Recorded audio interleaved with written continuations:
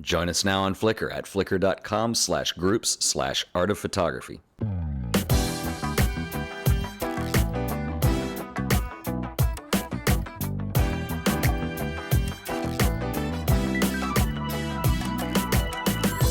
Hey everybody, welcome back to the Art of Photography. My name is Ted Forbes. Today we're going to continue on with the long-awaited part 2 on our lighting series. Now, as you remember last time, we talked about using an on-camera flash and some of the kind of tips and tricks you can use to get the light looking a little prettier than what you can get right off the flash. Now, we'll talk about strobe lighting in the next episode, but today I want to talk about continuous lighting. Strobe lighting is going to work a lot like your flash, except it's not mounted on the camera, and we'll get to that later in the next episode, but today what I want to talk about is just continuous lighting. And there's some pros and cons to using flash versus continuous lighting. Flash makes it easier to keep your shutter speeds really high because what a flash does is it emits a very bright light very quickly. The opposite of that is to use something like, I've got this lull. This is actually a video light, but it would do the same. But these are continuous lights. And the biggest difference is going to be that they don't flash, so they're lower wattage. The downside of these is they can get hot. And that can be an issue if you're shooting portraits. You don't want a sweaty model, for instance. However, they are really good for setting up still lifes. If you're shooting architectural interiors, things like that, continuous lighting can be a big help. And what I'm going to do is I'm going to show you, just kind of show you around this light a little bit, and I'm going to show you some really inexpensive alternatives, and again, some tips and tricks you can do to kind of manipulate this lighting as well.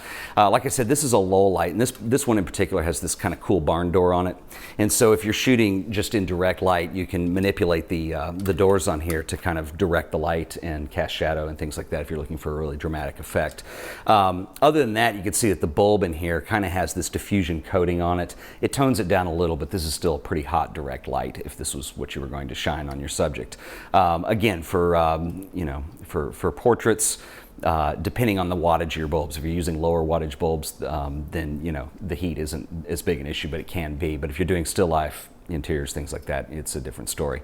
The other thing to remember too, and a big advantage to using a continuous light over a flash, is if you're looking for a really big depth of field, okay, and if you're not familiar with this, go back and review the ISO and the aperture and the shutter speed podcasts. But essentially what you want to do is if you want a real shallow depth of field, it's going to be harder to do with a strobe light or a flash simply because the light is so bright. It's going to be hard to match a fast enough shutter speed, especially with an older camera, to a wide aperture. So that's another instance where continuous lighting is going to be your friend. But this, these work fairly well. You're probably not going to get into too much expense on this, but a couple things I want to show you are some manipulations you can do on here. I want to show you a very inexpensive alternative to this. Okay, so there's a couple accessories that you'll probably want to have handy if you are, in fact, using continuous light. Now, remember we talked about in using on-camera flash, one thing that you can do is bounce the light off of a ceiling or a white wall or something like that. And you can certainly do that with continuous lighting. It's a little harder, though, because it's a lower powered light than your flash on your camera is, and so you're not going to get as much bounce. Now, it can be done. It depends on, what the ISO capabilities of your camera and things like that. Again, depth of field, what you want to do with that. So some better alternatives rather than using a bounce is I've got a couple umbrellas here, and you can pick these up very inexpensively. But what these umbrellas allow you to do is this one is a diffusion umbrella, and so it acts basically, if you remember that light more or less travels, well, more or less it does, it travels in a straight line, and so in order to diffuse that or break up the high contrast, you need to get that to bounce and break that up, and that's exactly what this umbrella does.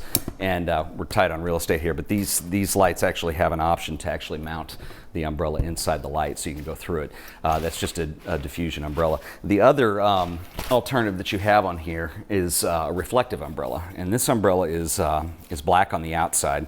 These work really well with strobes. And it has a silver lining on the inside, as you can see. So this kind of doubles as a reflector. And so what you can actually do is I would not point the light at the subject, I would put it away so the light is bouncing off of the reflective material here. The other thing that's real nice, if you buy a reflective umbrella, it pretty much flash will give you a similar look to the diffusion depending on how you use it. But what's really nice is this one serves dual purpose, and sometimes if you're outdoors and you need a second light but you got a bright enough sun, sometimes you can use a reflector just to give you a little bit more light and a little bit more of a hot spot in certain places should you need it. These come in silver and gold, and the biggest thing is that they will affect the white balance in a way, and the gold actually casts a gold light on it. So that's basically what you'd want to look for in umbrellas. And what we're going to do is let me switch this out. I want to show you a very inexpensive alternative to all this. Okay, and finally, the last thing I want to show you today is a very inexpensive alternative. I get a lot of requests in the podcast to kind of talk about things like this, and it makes sense. And for those of you that are familiar with the podcast and watch this a lot, I'm really not a gear junkie at all. I mean, I'm like everybody else. Equipment is fun, but equipment is a tool, and that tool is just supposed to get the job done. And I think that really, I mean, there's plenty of stuff out there. You just don't have to spend a lot of money to get things to do what you want it. And lighting is no different than cameras and lenses. And in fact, I think it's much different because you can really go cheap on lighting. This is simply just a real cheap work light that I picked up at a hardware store, and I've got several of these. And actually, I bought them a long time ago. You can still buy them, but these are great for a number of reasons. First of all, the cost on these is extremely low. This one's about $10. You can get them in slightly different sizes, which is nice. I would recommend, if you're going to go this route, is to get a couple of them. You're going to get so much bang for your buck. It's ridiculous. So the biggest cost is the actual, the light itself, and then the light bulbs. Now, the only thing to be careful with is that you can mix and match your wattages to an extent. Just follow the electrical instructions here. But the most important thing is to make sure that you buy the same brand of bulb, because when you go with the cheaper solution, you do get what you pay for. So for instance, on the Lowell that I just showed you, the bulb itself is specially designed, specially balanced. It's more expensive, and that's what you're getting out of it. With these, they're still going to be fine for still photography.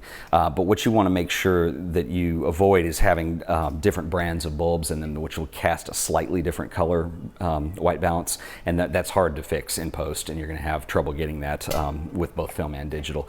So it's real important to make sure that at least your lights match up. These are going to be tungsten bulbs, so they're the same bulbs that you buy to put in a lamp.